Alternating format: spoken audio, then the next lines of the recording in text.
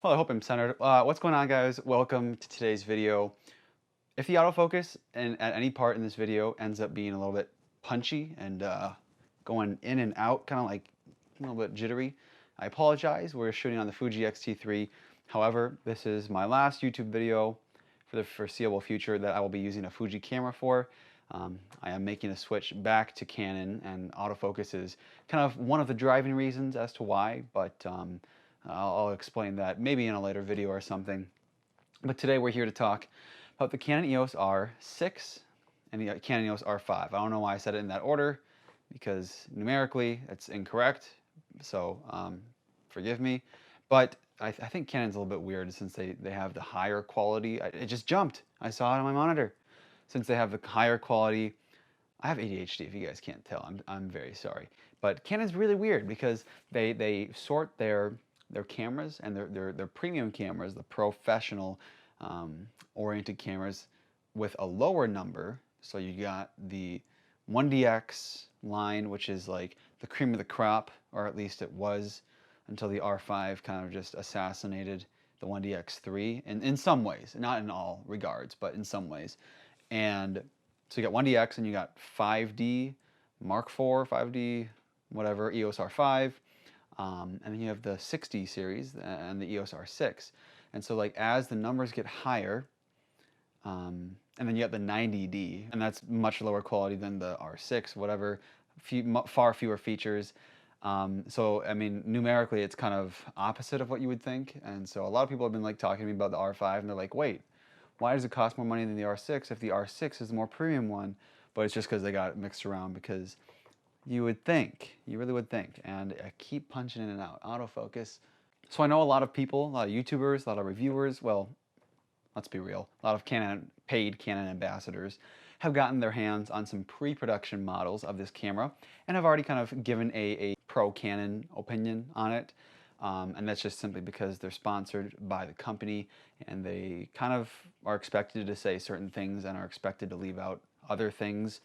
And but yeah, a lot of people have seen what these cameras are set out to do and what they're going to be capable of achieving as far as photography goes, but as videography goes. And I even think that we've been given a lot more details on the videography side of things, just because it dives so deep into like bit rates, codecs, just the nuances of different log profiles we're going to be able to shoot in, and apparently there are some new updates with that. So the EOS R5, in addition to Canon's C-Log 1, will be getting a firmware update giving it the ability to shoot with C-Log 3, which is Canon's cinema camera log profile that displays probably the most dynamic range. I think actually C-Log 2 might, but I know C-Log 1 has the least amount of dynamic range, which is what the EOS R is currently comes with, and what the 5D Mark IV can be given if you send it off to Canon and have them install it. So C-Log 3 is a welcome update, especially since we'll have 10-bit capabilities, and you'll be able to push and pull colors, saturation, and different shades of luma, like midtones, shadows, highlights. You're going to be able to reap the benefits of a much flatter profile like C-Log 3, because especially in comparison to F-Log, Canon C-Log 1 on the EOS R, it doesn't even look like log. It's kind of crazy. And I shot a wedding with a friend of mine, and I used F-Log, he used Canon C-Log, and stark differences. So being gifted C-Log 3 is going to be a nice change, and will hopefully make shooting a little bit more flexible for some professionals, and even for some people who are interested in learning more about dynamic range and cameras and all that sort of things, and just getting into learning a different level of color grading nuances. And I think that's awesome. So C-Log 3 is going to be fantastic. And then also coming to the R6, well, for the R5, the firmware is going to include being able to shoot in a low bitrate mode. And that's available for RAW shooting and also for IPB file modes. So basically in all shooting modes, whether you're shooting pixel bin 4K or oversampled 8K 4K, it's kind of a mouthful, you're going to have a low bit rate option. And even if you're in 8K shooting RAW, you're allegedly going to have that low bitrate option, which would be great for saving space and saving money on those expensive TF Express cards because those will cost you an arm and a leg, that's for sure. And then moving on to the R6, just some updates there.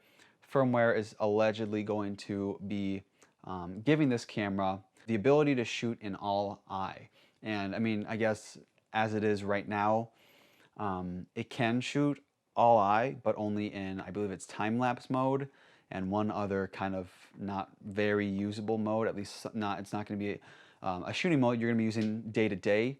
And so not really helpful there, but apparently in the future, through firmware updates, the R6 will be getting the capability to utilize an all-eye bitrate with all of the shooting modes, which would be excellent for photographers and videographers to have the choice whether or not you want to save space on your hard drives and your SD cards, or if you would like to take advantage and get the full detail and as much quality from the image that you're seeing as possible, getting that baked into your footage.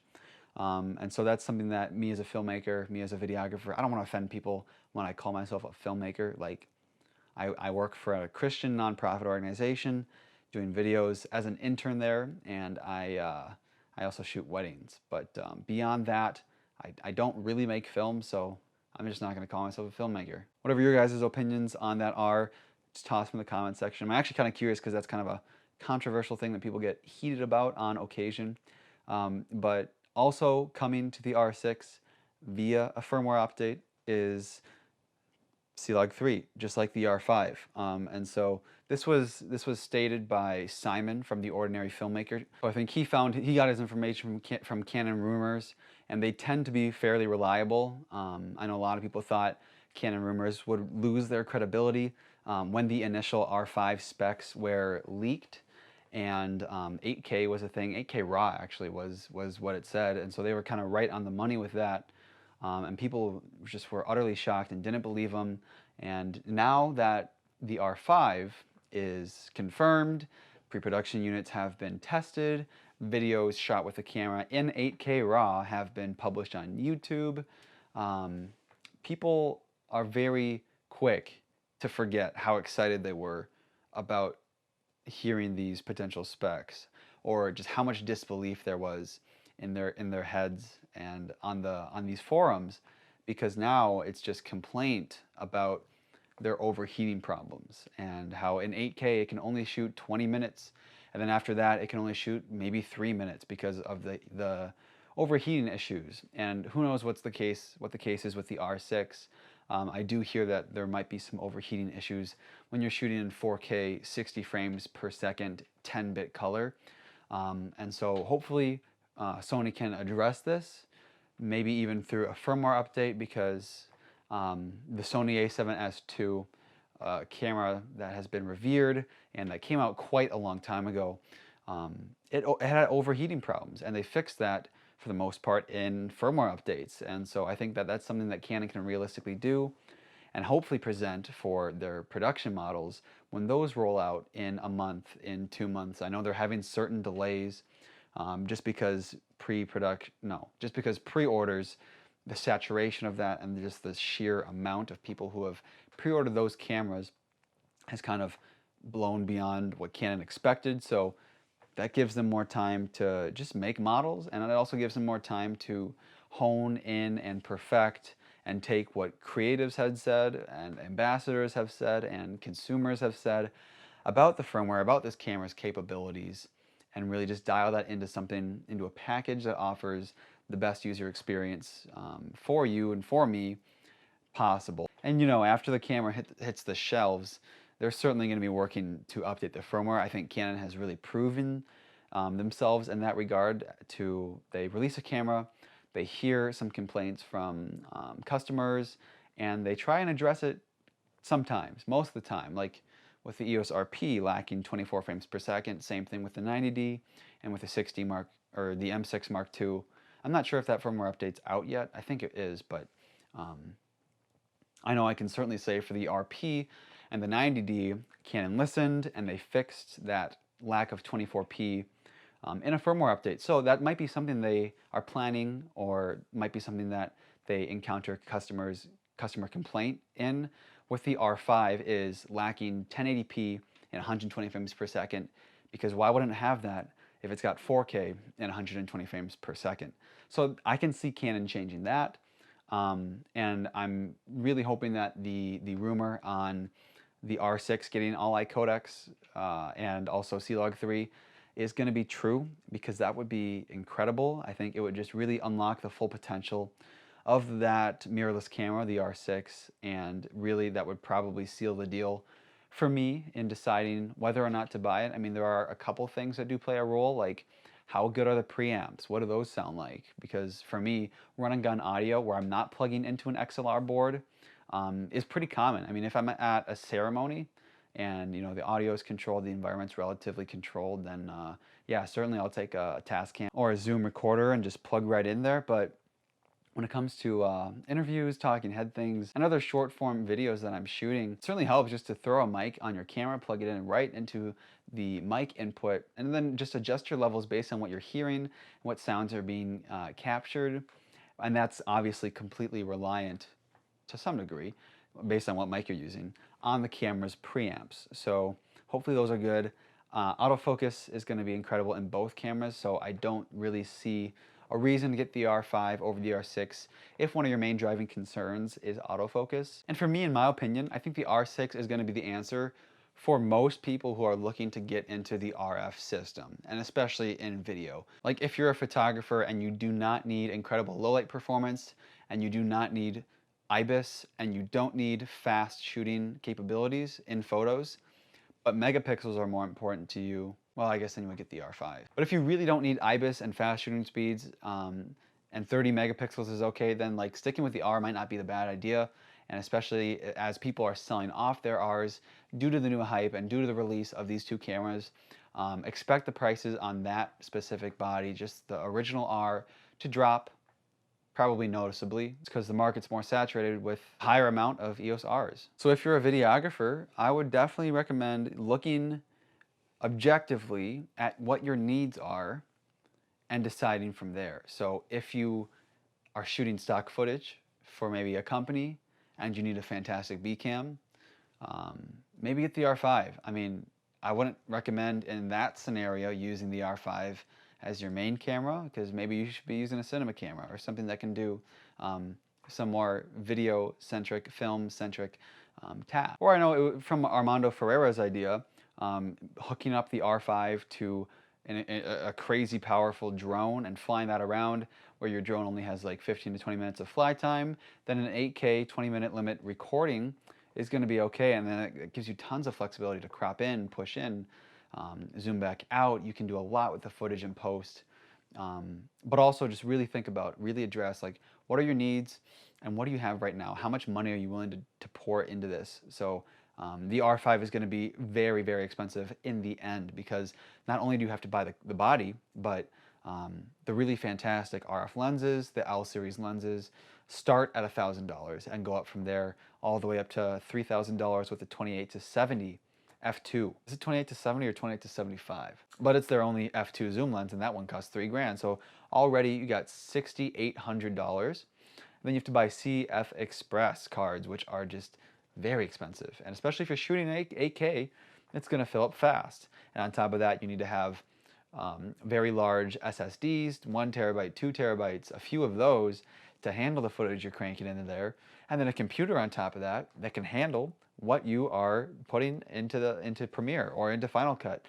So making sure that you have a really spec'd out computer to take on these beastly tasks that you're throwing at it. So in the end, after getting a lens setup, assuming you haven't invested in RF lenses yet, you're gonna run yourself anywhere from 6 to 10 or even more grand. So it's very scary how quickly the price can add up, especially if you're getting a camera body of this caliber. So just be aware of that, be mindful of that, and really take inventory of what your needs are, where you're at financially, being honest with yourself, because it's super fun, especially as a person who enjoys dabbling on YouTube, to look at new gear and look at gear that's coming out and say, hey, this is super hype. This is what people are excited about. This is what's going to get views. This is what people want to see. And to get that, to pick that new thing up, and to get just lost in a revolving door of cameras, of brands, lenses, accessories, bodies, and it quickly, what I've realized is that it quickly takes away the art of it. It takes away the passion, it dulls that, because it's something that you become fixated on, to where you're not really thinking about the production side of things, about the art side of things. How do I get better at color grading? How do I get better at using light artistically and cinematically? How do I really soundproof a room so that I can capture clear and consistent voices from males to females? And then what happens when you go to outdoor situations? What are the best ways to account for transitions in my videos and to utilize a variety of shots so that I'm providing the viewer and the audience with the best experience possible? And I think that is really what we should be looking at when it comes to the art of filmmaking. And a lot of people, even some YouTubers, have been talking and speaking to this effect, which I really appreciate, because it's not necessarily what makes money unless you're Parker Walbeck and you sell full-time filmmaker for $600, and you're making a killing off of that. But it shouldn't be something that you're marketing to others. But from a financial standpoint, it's so easy to just hop on YouTube and talk about cameras and say, hey, use my Amazon affiliate links, buy this camera right now, and it'll give me a kickback of 10%. You know, that's super easy, I think, for a lot of people to do, and I don't blame them for going that route. You know, it's sustainable for growing a channel. It's sustainable for just making sure that you have time and prioritizing that channel because it's giving you money. But I think realistically, unless you absolutely need 20 minutes at most of 8K, or if you're willing to bank $3,800 on Canon maybe putting a firmware update out there that kind of fixes the overheating issue or prolongs it, so maybe you get 30 minutes or 22 minutes of 8K recording, then I guess go for the R5, that's your choice. But if you're like most people and all you wanted from Canon when the EOS R came out was full frame 4K, fantastic and reliable dual pixel autofocus, and now we even have dual pixel autofocus version 2, so that's something to be hype about. And in addition to that, having 10-bit color with the C-Log on it, like, I think the R6 is the answer to so many people's desires, so many people's requests, when people were objectively looking at what they had and what was available on the market and what they needed. And so it's super easy to get caught up in like, but this camera does more, so it'll make me a better filmmaker. But really just try not to get caught up in that trap, in that loop, because I will tell you, it gets you.